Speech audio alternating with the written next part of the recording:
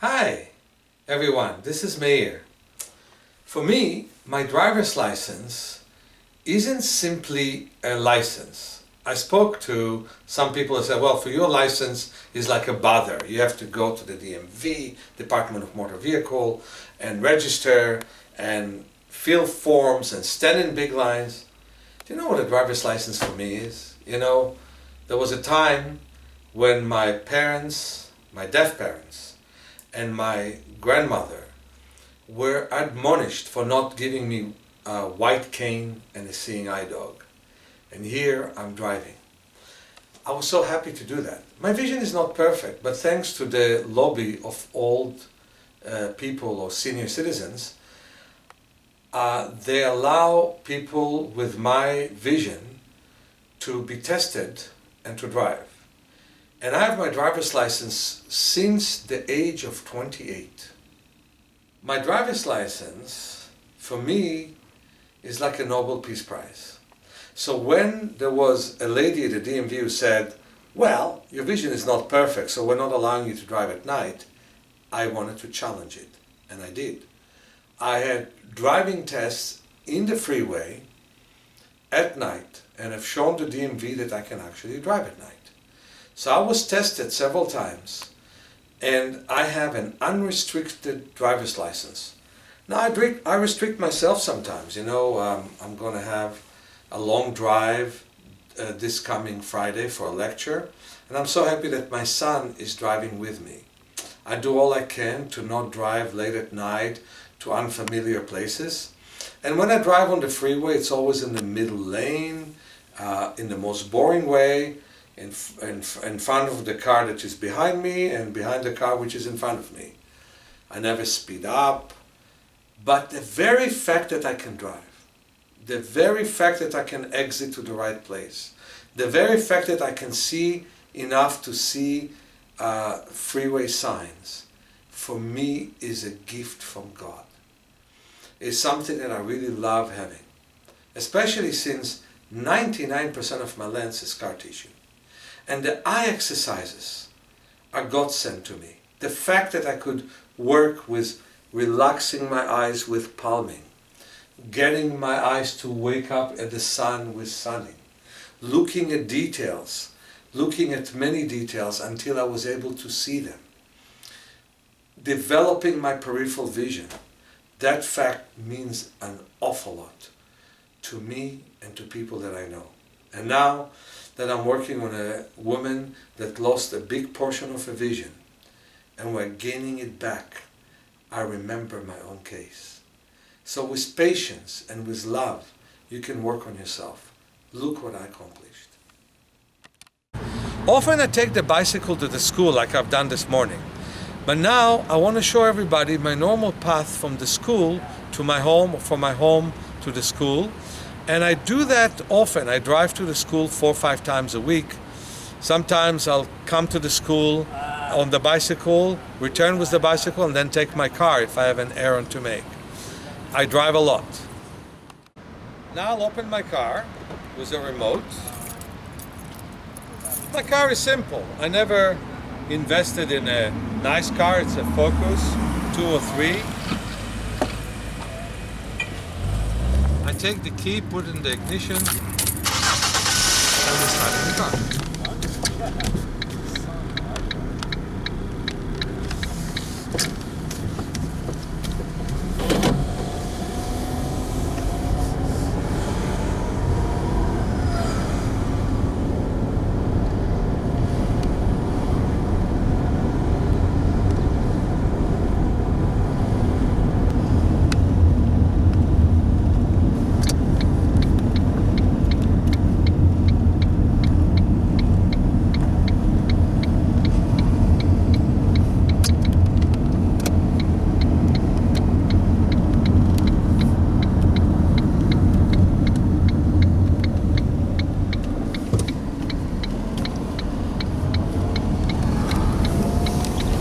I'm happy the streets are wide in my neighborhood, but I also go in narrow lanes, there's no problem.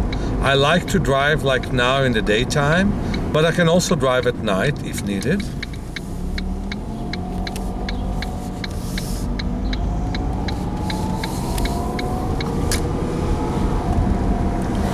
And this is my way home. My home is not far from the school.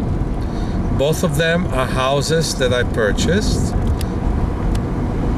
And I'm so happy that unless I'm in a hurry or have an errand to make, that I sometimes can walk the distance and run the distance. And I'm also happy that sometimes I have to travel to some clients' homes, and I do it without any difficulty. And I sometimes have to drive to lectures, as I will this Saturday, where I'm going to give a workshop about 40 miles away from the school, and I will have no problem doing it. As I said, I prefer to do everything in the daytime, but I can also do it at night if needed.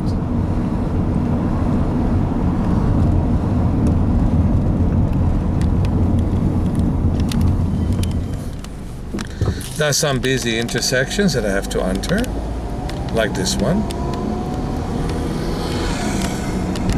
But basically our neighborhood is very nice and quiet. And I'm so happy that it's easy to drive it in very few minutes.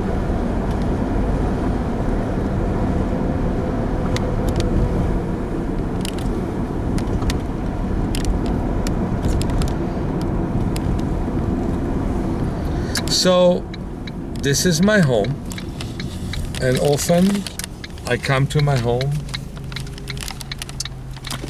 and open the garage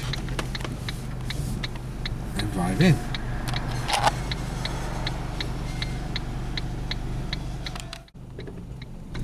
We have a lot of foot traffic in the sidewalk.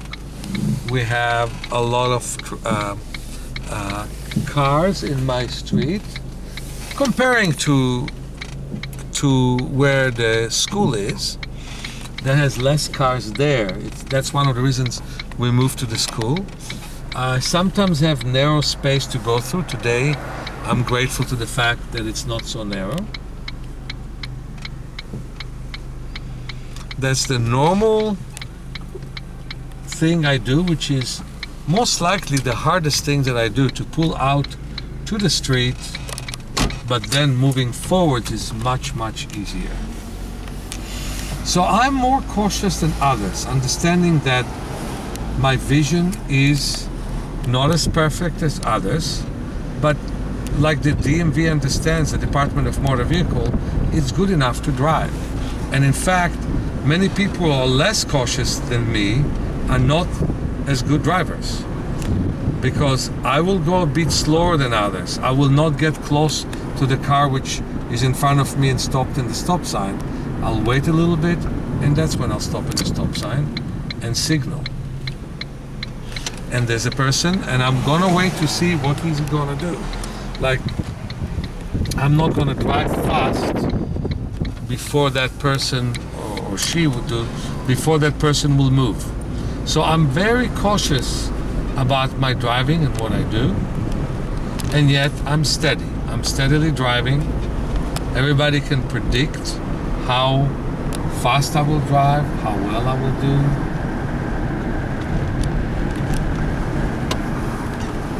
And I will always obey traffic rules.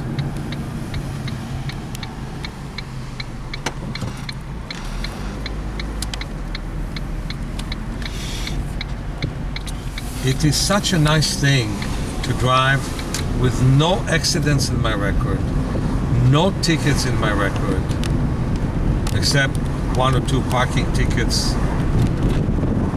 every 2 or 3 years. No tickets. No. People know exactly what speed I'm going. If it is a mile or 2 below the speed limit, it is still a good driving. And again, I'm cautious with the drivers here. I'm stopping. I'm keeping space between me and them. I've written once, or it was written about me in the Chronicle, that if you see somebody who drives only 60 miles an hour on the freeway, who is not an old person, it's me. And I think that's the exact thing. Now in my 60s, I'm already holding a driver's license from the age of 28, and I didn't lose it once, and I'm so proud of it.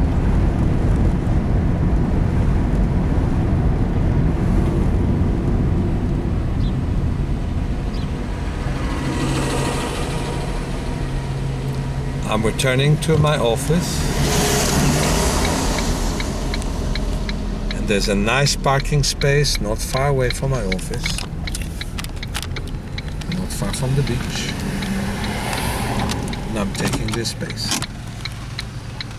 Well, I arrived here and I'm turning the keys off. Actually, I have to turn them back on to close the window.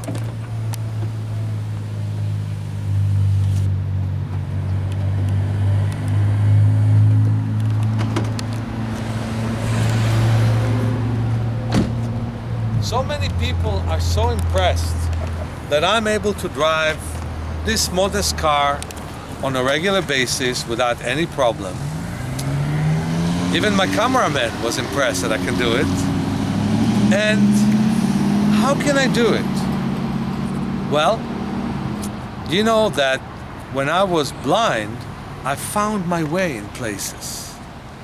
Not always, but many times. And now that I'm sighted, I know how to use the vision that I have to the best of the possibilities that exist for me. And I never, ever am doing it mindlessly. I restrict myself when I have to. I predict what kind of light there will be. And if I feel that the road is dangerous or the light is not good enough, I'll ask from someone else to drive me. But I was able to drive in foggy, rainy nights. It just takes a lot of effort. This took no effort whatsoever.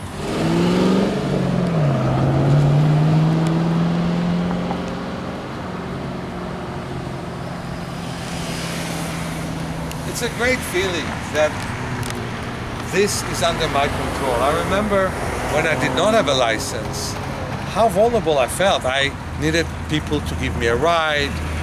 I would ride a bicycle, I would take groceries and they would fall from the bicycle. Right now, like everybody else, I like public transportation. I take it. Sometimes when I go to the East Bay, I will drive to a good station like West Portal in this place, take a train, then take the BART and come back and have my car. I always have good strategy of what I want to do. And often I drive to familiar places, rest there, and then go to the unfamiliar place. I do whatever I can do in order to not make an effort, in order to really understand how limited I still am and work with it. But one thing is clear, I'm a safe driver.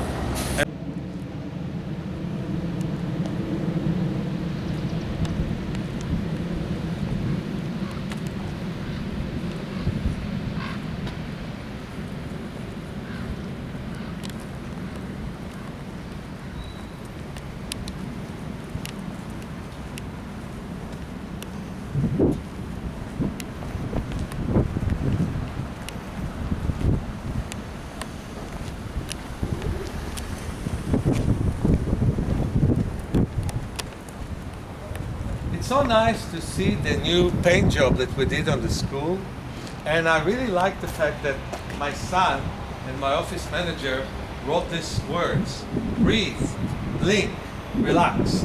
That's what I want to be whenever I drive, whenever I walk. I want to blink, I want to breathe, I want to relax.